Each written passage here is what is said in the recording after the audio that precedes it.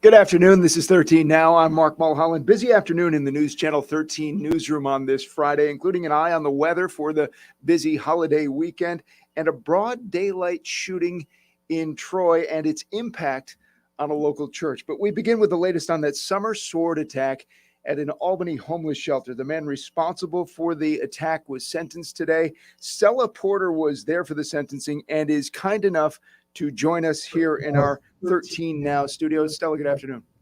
Good afternoon, Mark. I was there. Let's just see. Turn that down. Okay, perfect.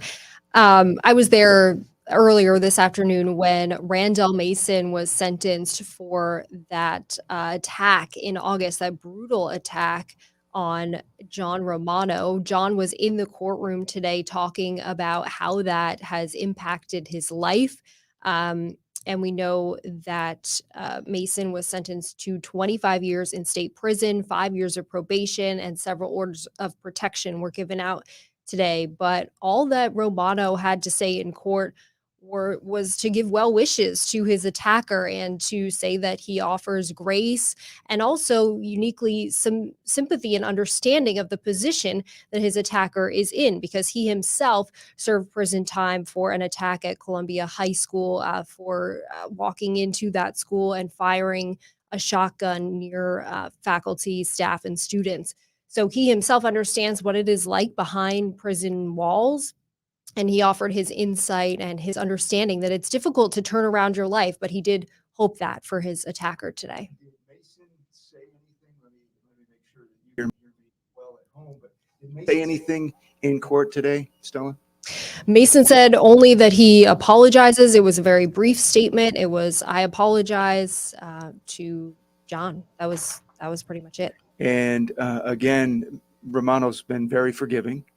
And is he back at the homeless shelter, or does he intend to start working again at the homeless shelter? Yes, he said he has been back once, and he was planning to go back today to kind of turn this day around into something positive, to continue to give back to the community. He's also been really vocal on the app TikTok, on social media, about his recovery, and he's fundraising on there through Amazon to purchase items for the shelter. So he is moving forward, and part of that moving forward journey is to continue working there. Excellent. Stella Porter, thank you very much. And we'll look for live reports from you beginning at 4 o'clock this afternoon. Stella, thank you. Elsewhere in our news today, police are investigating a report of gunshots fired this morning in Troy. Officers were called to the area of 3rd Street and Monroe Streets shortly after 11:15 this morning. It doesn't appear anyone was hit, police said. Detectives, though, are now looking for any witnesses or video surveillance of the area around the time of the gunshots. Our crew was on the scene and saw police focusing on a nearby home where 2 women and 2 men were brought out in handcuffs. It's unclear if they're connected to the shots fired. Also, we're hearing that some stained glass windows in a nearby church were blown out with gunshots. We have Dan Levy working that story for us this afternoon, and he will bring us the very latest live at 4. So it is, as you know, Easter weekend. It's Passover. A lot of people with eyes to the sky. Let's get the latest weather now from Eric Alf for us. Eric.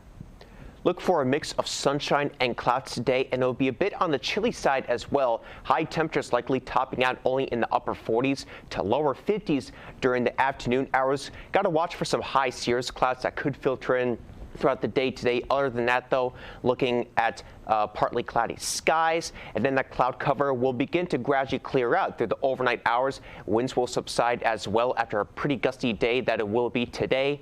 With cold conditions, upper 20s to lower 30s will do it for nighttime lows, and then a bit chilly tomorrow also, but more sunshine with temperatures likely again topping out in the lower 50s, I think, with a few upper 40 readings as well. Wind gusts today could gust as high as 30 to maybe 40 miles per hour in a few isolated locations, especially in the higher elevations.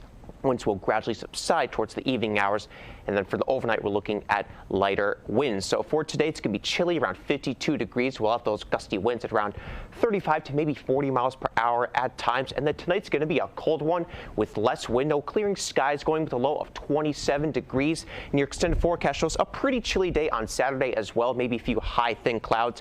More sunshine on Sunday, with warmer temperatures in the upper 50s, then the gradual warming trend looks to be on tap for next week, possibly getting to the upper 70s by the middle of next week.